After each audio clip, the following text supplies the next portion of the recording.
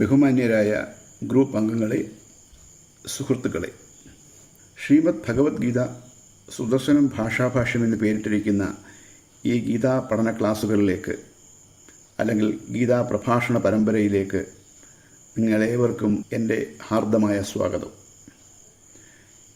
എല്ലാവർക്കും എൻ്റെ നമസ്കാരം. കഴിഞ്ഞ ഒരു വർഷമായി നാമെല്ലാം കാത്തിരുന്ന പൊന്നും ചിങ്ങമാസത്തിലെ തിരുവോണ നാളാണ് ഇന്ന്.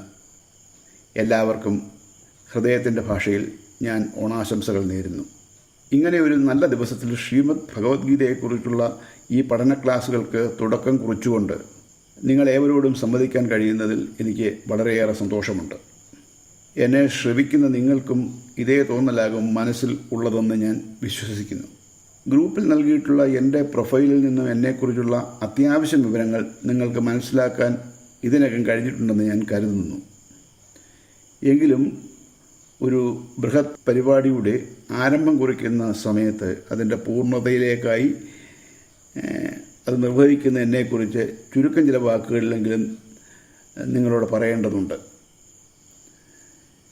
കേന്ദ്ര ആണവോർജ വകുപ്പിൻ്റെ കീഴിൽ തമിഴ്നാട്ടിലെ കൽപ്പാക്കത്ത് സ്ഥിതി ചെയ്യുന്ന Indira Gandhi centre for atomic research എന്ന ഗവേഷണ സ്ഥാപനത്തിൽ സയൻറ്റിഫിക് ഓഫീസറായി ജോലി നോക്കിയിരുന്ന ആളാണ് ഞാൻ.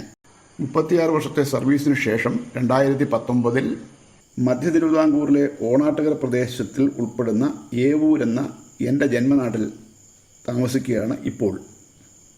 സാമൂഹിക, സാംസ്കാരിക, ആധ്യാത്മിക വിഷയങ്ങളെ സംബന്ധിച്ചുള്ള എഴുത്തുകളിലാണ് ഇപ്പോൾ എനിക്ക് താല്പര്യം. സുദർശനം എന്ന പേരിൽ ശ്രീമദ് ഭഗവത്ഗീതയ്ക്ക് ഒരു ഭാഷാഭാഷ്യം രചിച്ച് അടുത്തിടെ പ്രസിദ്ധീകരിച്ചിരുന്നു.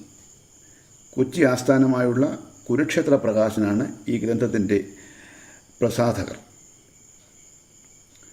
വേദാന്തസാര സർവസ്വമാണ് ഭഗവത്ഗീത എന്നാണ് ശങ്കരാചാര്യസ്വാമികളും മറ്റ് ഗീതാ പണ്ഡിതന്മാരും വിലയിരുത്തിയിട്ടുള്ളത്. സാധാരണ മനുഷ്യർക്ക് അത്ര എളുപ്പത്തിൽ മനസ്സിലാക്കാൻ കഴിയുന്ന വിഷയമല്ല വേദാന്തം. ഇഷ്ടത ഏറെയുള്ള വിഷയം തന്നെയാണിത്. ഇത് മനസ്സിലാക്കിക്കൊണ്ട് ജ്ഞാനാർത്ഥികളായ എല്ലാവർക്കും മനസ്സിലാക്കാൻ കഴിയണമെന്ന ഉദ്ദേശ്യത്തോടെ കഴിയാവുന്നത്ര ലളിതമായാണ് ഞാൻ എൻ്റെ ഗീതാഭാഷ്യം രചിച്ചിട്ടുള്ളത്. ഭഗവത്ഗീതയ്ക്ക് അനേകം വ്യാഖ്യാനങ്ങൾ ഉണ്ടായിട്ടുണ്ട്. ഇതിൽ മിക്കതും ഭക്തിവിശ്വാസത്തിൽ ഊന്നി നിന്നുകൊണ്ട് ഗീതയെ വ്യാഖ്യാനിക്കാനാണ് ശ്രമിച്ചിട്ടുള്ളത്. പക്ഷേ എൻ്റെ ഈ കൃതിയിൽ ഭക്തിവിശ്വാസങ്ങൾക്കുപരിയായി യുക്തിക്കും ശാസ്ത്രബോധത്തിനുമാണ് ഊന്നൽ നൽകിയിട്ടുള്ളതെന്ന് പറയട്ടെ. എന്തുകൊണ്ടാണ് ഇങ്ങനെ ഒരു രീതി ഞാൻ സ്വീകരിച്ചിട്ടുള്ളതെന്ന് ഇനി പറയാൻ പോകുന്ന കാര്യങ്ങളിൽ നിന്നും നിങ്ങൾക്ക് മനസ്സിലാക്കാൻ കഴിയുന്നതാണ്. ഈ യുക്തിയുടെയും ശാസ്ത്രബോധത്തിൻ്റെയും അടിസ്ഥാനത്തിലായിരിക്കും ഈ ഗീതാ പഠന ക്ലാസ്സുകളെയും ഞാനിവിടെ നയിക്കാൻ ഉദ്ദേശിക്കുന്നത്. സാധാരണ ഗീതാവ്യാഖ്യാന രീതിയിൽ നിന്നും വേറിട്ട ഒരു രീതി അവലംബിക്കുന്നത് കൊണ്ട് എൻ്റെ ഗീതാഭാഷ്യം നിങ്ങളിൽ ചിലർക്കെങ്കിലും ഉൾക്കൊള്ളാൻ ആദ്യമൊക്കെ അല്പം ബുദ്ധിമുട്ട് തോന്നിയേക്കാം. പക്ഷേ ആദ്യം തോന്നുന്ന ഈ ബുദ്ധിമുട്ട് പോകെ പോകെ അകന്നു മാറി എല്ലാവരും തന്നെ ഈ വ്യാഖ്യാനത്തോട് യോജിക്കുമെന്ന് തന്നെയാണ് എൻ്റെ വിശ്വാസം. എൻ്റെ ഗീതാഭാഷ്യം ഇതിനകം പഠിച്ച പലരുടെയും വിലയിരുത്തലുകളുടെ പിൻബലത്തിലാണ് ഇത്രമാത്രം ആത്മവിശ്വാസത്തോടെ ഞാൻ ഇത് പറയുന്നത്. ആധ്യാത്മിക ഗ്രന്ഥത്തിന് ഭക്തിവിശ്വാസപരമായ വ്യാഖ്യാനമല്ലേ വേണ്ടത്? യുക്തിയും ശാസ്ത്രബോധവുമൊക്കെ ഈ വിഷയത്തിൽ വേണ്ടതുണ്ടോ എന്ന സംശയം നിങ്ങളിൽ ചിലർക്കെങ്കിലും തോന്നിയേക്കാം. അതിനാൽ ഈ ഗീതാഭാഷ്യ രചനയുടെ പശ്ചാത്തലത്തെയും പൊതുഘടനയെയും കുറിച്ച് ചിലത് നിങ്ങളോട് പറയേണ്ടതായുണ്ട്. ഞാനിവിടെ പറയാൻ പോകുന്ന കാര്യങ്ങളെല്ലാം തന്നെ വളരെ വിശദമായി എൻ്റെ ഗ്രന്ഥത്തിൽ ചർച്ച ചെയ്തിട്ടുള്ളതാണ്. അതിനാൽ ഈ പുസ്തകത്തിൻ്റെ ഒരു കോപ്പി നിങ്ങളുടെ കൈവശം ഉണ്ടാകുന്നത് എന്തുകൊണ്ടും നല്ലതാണ്. ഞാൻ പറയുന്നത് കേൾക്കുന്നതോടൊപ്പം പുസ്തകം കൂടി വായിക്കാൻ കഴിഞ്ഞാൽ ഭഗവത്ഗീതയെ സമഗ്രമായി മനസ്സിലാക്കുന്നതിനും അങ്ങനെ ഗീത നിങ്ങളുടെ ഉള്ളിൽ ആഴത്തിൽ പതിയുന്നതിനും ഇത് കാരണമാകാം. അങ്ങനെ സംഭവിച്ചാൽ ആത്മീയമായ വലിയ നേട്ടമായിരിക്കും നിങ്ങൾക്കുണ്ടാകുക. ആധ്യാത്മിക വിഷയത്തെ അറിഞ്ഞു പഠിച്ചാൽ അത് നമ്മുടെ വ്യക്തിത്വത്തെ വളരെയധികം സ്വാധീനിക്കുമെന്നാണ് എനിക്ക് മനസ്സിലായിട്ടുള്ളത്. ലോകത്തോടുള്ള നമ്മുടെ സമീപനത്തിൽ വലിയ മാറ്റമുണ്ടാക്കാൻ ഈ അറിവ് തീർച്ചയായും പ്രയോജനപ്പെടുകയും ചെയ്യും. ഇങ്ങനെ ചിന്തിച്ചുകൊണ്ടാണ് എൻ്റെ ഗ്രന്ഥത്തിന് സുദർശനം, അതായത് നല്ല കാഴ്ചപ്പാട് എന്ന് പേരിട്ടിരിക്കുന്നത് തന്നെ. ഭഗവത്ഗീതയുടെ ശരിയായ പഠനത്തിലൂടെ നാം നേടാൻ പോകുന്നത് ഇതാണ്, അതായത് നല്ല കാഴ്ചപ്പാട്.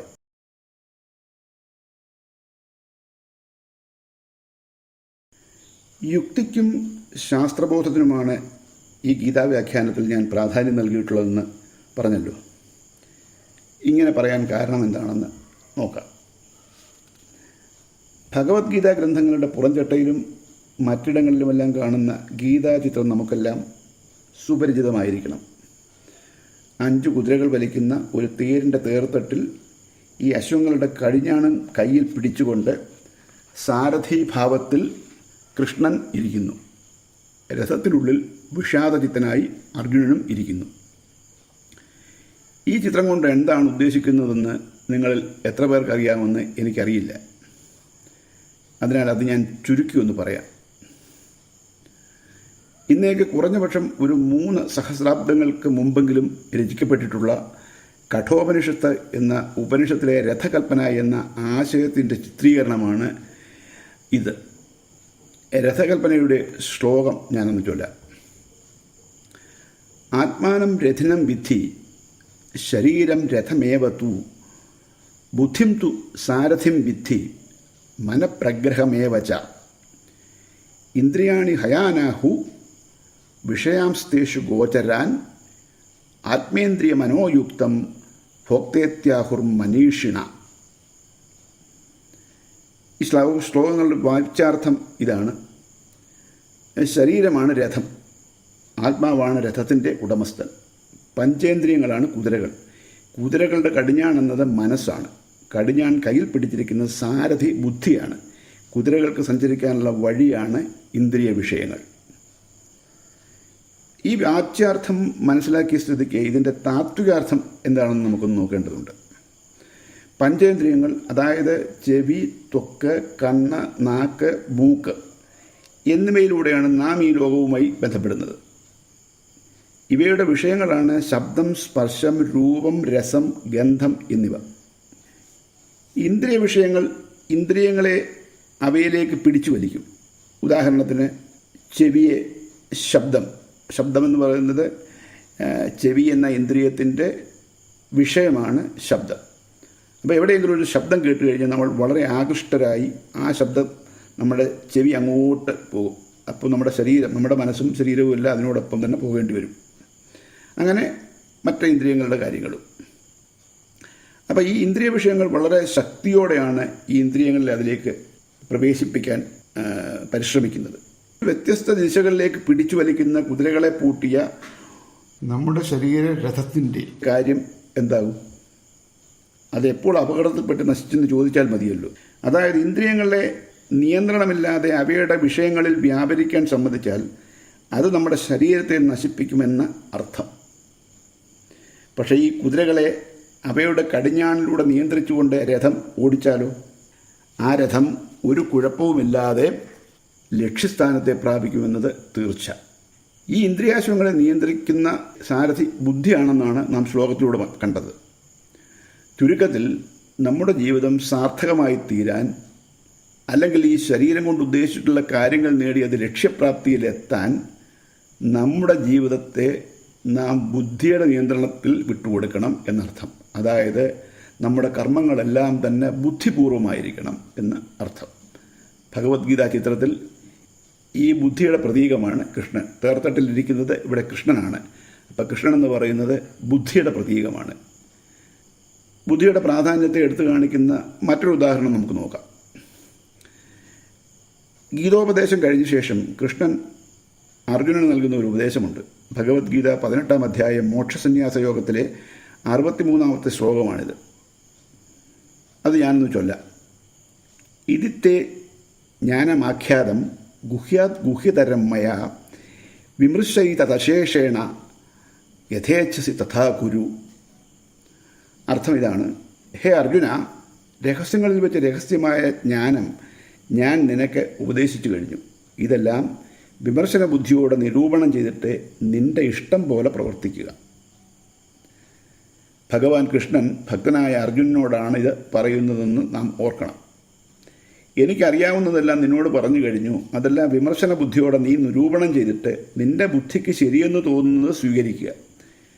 അതായത് ഈശ്വരനായ ഞാനാണ് പറഞ്ഞതെന്ന് വെച്ച് നീ അതെല്ലാം സ്വീകരിക്കണമെന്നില്ല. നിൻ്റെ ബുദ്ധി കൊണ്ട് യുക്തിഭദ്രമായി വിശകലനം ചെയ്ത് അതിൽ യുക്തമായി നിനക്ക് തോന്നുന്നത് മാത്രം സ്വീകരിച്ചാൽ മതി. ഇങ്ങനെ പറയുന്ന ഒരു ദൈവവും ഒരു ആത്മീയ സംസ്കാരവും ലോകത്തിൽ മറ്റെവിടെയെങ്കിലും ഉണ്ടാകുമെന്ന് എനിക്ക് തോന്നുന്നില്ല. അത്രമാത്രം സ്വാതന്ത്ര്യമാണ് ഈ ധർമ്മം മനുഷ്യന് നൽകുന്നത്. ഇവിടെയും പ്രാധാന്യം നൽകിയിരിക്കുന്നത് ബുദ്ധിക്കാണ്. ഇനി ഒരു ഉദാഹരണം കൂടി നോക്കാം. ശ്രീമദ് ഭാഗവതം നാമെല്ലാം പാരായണം ചെയ്യുന്ന ഒരു ആധ്യാത്മിക ഗ്രന്ഥമാണ്. ഈ ഭാഗവതം പാരായണം ചെയ്യുമ്പോൾ അതിൻ്റെ 4 ഭാഗങ്ങളിലായി ചൊല്ലേണ്ട 4 കീർത്തനങ്ങളുണ്ട്. ഭാഗവത പാരായണം തുടങ്ങുന്നതിന് മുമ്പ് അതിൻ്റെ 1-ാം പാദ കീർത്തനമായ കരളിൽ വിവേകം കൂടാതെ എന്ന് തുടങ്ങുന്ന ഒരു കീർത്തനമാണ് നമ്മൾ ആലപിക്കേണ്ടത്. അത് ഇങ്ങനെയാണ് തുടങ്ങുക: കരളിൽ വിവേകം കൂടാതെ കണ്ട് അരനിമിഷം ബത കളയരുതാരും മരണം വരുമിനി എന്നു നിനച്ചിഹ മരുവുക സതതം നാരായണ ജയ. ഇവിടെ കരളിൽ വിവേകം കൂടാതെ കണ്ട് അരനിമിഷം ബത കളയരുതാരും എന്നതിലെ കരളിൽ വിവേകം കൂടാതെ എന്ന് കാവ്യാത്മകമായി പറഞ്ഞിരിക്കുന്നതിനെ വിവേകബുദ്ധി കൂടാതെ എന്ന് നമുക്ക് മനസ്സിലാക്കാം. അതായത് വിവേകപൂർവമല്ലാതെ അരനിമിഷം പോലും മനുഷ്യർ ജീവിക്കരുതെന്നാണ് ഭാഗവതത്തിലെ ഈ കീർത്തനം പറയുന്നത്. വീണ്ടും വിവേകബുദ്ധിയിലേക്കാണ് ഊന്നൽ. ഈ ആധ്യാത്മിക ഗ്രന്ഥങ്ങളെല്ലാം എന്തുകൊണ്ടാണ് വിവേകബുദ്ധി അല്ലെങ്കിൽ വിവേചന ബുദ്ധി, ഡിസ്ക്രിമിനേറ്ററി ഇൻ്റലക്റ്റ് എന്നതിന് ഇത്രമാത്രം പ്രാധാന്യം നൽകുന്നത്? പരിണാമ പ്രക്രിയയിൽ മനുഷ്യന് മാത്രമാണ് മനനം ചെയ്യാൻ സാധിക്കുന്ന ഈ ബുദ്ധി ലഭിച്ചിട്ടുള്ളത്. തെറ്റും ശരിയും നല്ലതും ചീത്തയുമെല്ലാം വേർതിരിച്ചറിയാൻ മനുഷ്യന് മാത്രമേ കഴിയൂ. മറ്റു ജീവജാലങ്ങൾക്കെല്ലാം അവരവരുടെ ജീവിതത്തിന് വേണ്ടിവരുന്ന പരിമിതമായ ബുദ്ധി മാത്രമേ സ്വായത്തമായുള്ളൂ. വിവേചന ബുദ്ധി എന്നത് അവർക്കില്ല. പക്ഷേ ഈ പരിമിതമായ ബുദ്ധി അല്ലെങ്കിൽ ബുദ്ധി ഇല്ലാത്ത സസ്യങ്ങളും ജന്തുജാലവും അവയുടെ ധർമാധിഷ്ഠിതമായ കർമ്മത്തിലൂടെ ഈ ലോകത്തെ നിലനിർത്താനായി ശ്രമിക്കുകയാണ്. ഒരു ഉദാഹരണം പറയുകയാണെങ്കിൽ, ഈ മരങ്ങൾ നമ്മൾ ശ്വസിച്ചു തള്ളുന്ന വിഷമയമായ കാർബൺ ഡയോക്സൈഡ് എന്ന വാതകം എടുത്ത് ഫോട്ടോസിന്തസിസ് എന്ന പ്രക്രിയയിലൂടെ അതിനെ ഓക്സിജനായി കൺവേർട്ട് ചെയ്തിട്ട് നമുക്ക് തരികയാണ്. അതായത് ഈ മരങ്ങൾ ഇവിടെ ഇല്ലായിരുന്നു എങ്കിൽ ഇവിടെ ഒരു ജീവജാലവും ഉണ്ടാകുമായിരുന്നില്ല. കാരണം ഓക്സിജൻ കാണത്തില്ല. ലോകത്തിന് ദോഷം വരുത്തുന്ന ഒരു പ്രവൃത്തിയും ഈ സസ്യജാലങ്ങളും ജന്തുജാലങ്ങളും ചെയ്യുന്നില്ല. പക്ഷേ മനുഷ്യനോ? വിവേചന ബുദ്ധിയുള്ള മനുഷ്യൻ ബുദ്ധിയില്ലാത്ത ഇതര ജീവജാലങ്ങളെക്കാൾ ആത്മാർത്ഥതയോടെ തെറ്റും ശരിയും തിരിച്ചറിഞ്ഞുകൊണ്ട് കർമ്മം ചെയ്ത് ലോകത്തെ കൂടുതൽ മഹനീയമാക്കാൻ കഴിവുള്ളവനാണ്. പക്ഷേ മനുഷ്യൻ ചെയ്യുന്നത് അതാണോ? ഈ ലോകത്തിൻ്റെ സകല പ്രശ്നങ്ങൾക്കും കാരണം ആരാണ്? മനുഷ്യരല്ലേ? ഈ സസ്യങ്ങളോ ജന്തുക്കളോ ആണോ? അല്ല, മനുഷ്യർ മാത്രമാണ്. മനുഷ്യൻ മാത്രമാണ് വിവേചന ബുദ്ധി ഉള്ളത്. ആ ബുദ്ധിയുള്ള മനുഷ്യനാണ് ഈ ഭൂമിക്കും ഈ പ്രപഞ്ചത്തിനും എല്ലാ പ്രശ്നങ്ങളും സൃഷ്ടിച്ചുകൊണ്ടിരിക്കുന്നത്. വിവേകബുദ്ധിയെ ഇങ്ങനെ ദുരുപയോഗം ചെയ്യുന്ന മനുഷ്യർക്കല്ലാതെ മറ്റാർക്കാണ് ആത്മീയമായ ഉപദേശം വേണ്ടത്? ആധ്യാത്മികം എന്നാൽ ഈശ്വരാനുഗ്രഹത്തിലുള്ള കുറുക്കോഴി എന്നാണ് കൂടുതൽ പേരും മനസ്സിലാക്കിയിട്ടുള്ളതെന്ന്. എന്നാൽ പ്രകൃത്യാ സങ്കുചിതമായി ചിന്തിക്കാൻ പ്രേരിപ്പിക്കുന്ന മനസ്സിനെ വിവേകബുദ്ധിയുടെ പ്രയോഗത്തിലൂടെ വിശാലമായി ചിന്തിക്കാൻ പ്രേരിപ്പിക്കുകയും അതുവഴി എല്ലാത്തിനെയും സമഭാവനയോടെ ഉൾക്കൊള്ളാൻ പഠിപ്പിക്കുകയും ചെയ്യുന്ന ഒരു പദ്ധതിയാണ് ആധ്യാത്മികത എന്നാണ് ഞാൻ മനസ്സിലാക്കിയിട്ടുള്ളത്.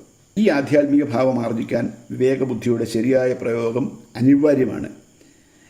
ഗീതാവിഷയം എന്നത് ഇതുതന്നെയാണെന്നാണ് ഞാൻ മനസ്സിലാക്കിയിട്ടുള്ളത്. അപ്പോൾ ഈ ഗീതയിലാണെങ്കിലും ഭാഗവതത്തിലാണെങ്കിലും കഠോപനിഷത്തിലാണെങ്കിലും എല്ലായിടത്തും ഈ ബുദ്ധി എന്ന് പറയുന്നതിനെ ഊന്നി പറയുന്നതിൻ്റെ കാര്യം ഇതാണ്: ഈ ബുദ്ധി പ്രയോഗിക്കുന്നില്ലെങ്കിൽ ഈ ലോകം അതിൻ്റെ ശരിയായ രീതിയിൽ പോകില്ല. പ്രശ്നകാരിയാകാൻ സാധ്യതയുള്ള മനുഷ്യനോടാണ് ഈ ആത്മീയ ഉപദേശങ്ങളെല്ലാം നൽകുന്നത്. നീ നിൻ്റെ വിവേകബുദ്ധി കൊണ്ട് നല്ലതും ചീത്തയും തിരിച്ചറിഞ്ഞ് നല്ലത് ചെയ്ത് ഈ ലോകത്തിനെ കൂടുതൽ മഹനീയമാക്കാൻ ശ്രമിക്കൂ എന്നാണ് ഈ ആത്മീയമായ ഉപദേശം. യുക്തിഭദ്രവും ശാസ്ത്രാനുസാരിയുമായ ഈ ആധ്യാത്മിക ചിന്തയാണ് ഞാൻ എൻ്റെ സുദർശനം എന്ന ഭാഷ്യാഭാഷ്യത്തിൽ കൂടുതൽ പ്രയോഗിച്ചിട്ടുള്ളതും ഊന്നൽ നൽകിയിട്ടുള്ളത്. ഇന്ന് ഇത്രയും പറഞ്ഞുകൊണ്ട് നിർത്താമെന്ന് വിചാരിക്കുന്നു. ഭഗവത്ഗീതാ ശ്ലോകങ്ങളെ പഠിക്കാൻ തുടങ്ങുന്നതിന് മുൻപായി ഇങ്ങനെയുള്ള കുറേ കാര്യങ്ങൾ നാം ശരിക്കും മനസ്സിലാക്കേണ്ടതുണ്ട്. അപ്പോൾ മാത്രമേ ഗീതാ സന്ദേശം ശരിക്കും നമുക്ക് ഉൾക്കൊള്ളാൻ കഴിയൂ. ഗീതാ ശ്ലോകങ്ങൾ ചൊല്ലി അതിൻ്റെ അർത്ഥമൊക്കെ പറഞ്ഞ് വ്യാഖ്യാനിച്ച് പോകുമ്പോൾ അത് കേൾക്കുമ്പോൾ ഒരു സുഖവും സംതൃപ്തിയുമൊക്കെ ആർക്കും തോന്നാം. പക്ഷേ പ്രഭാഷണം കേട്ടിട്ട് വേദിക്ക് വെളിയിൽ വരുമ്പോഴേക്കും ആ കേട്ടതെല്ലാം നമ്മൾ മറന്നുമിരിക്കും.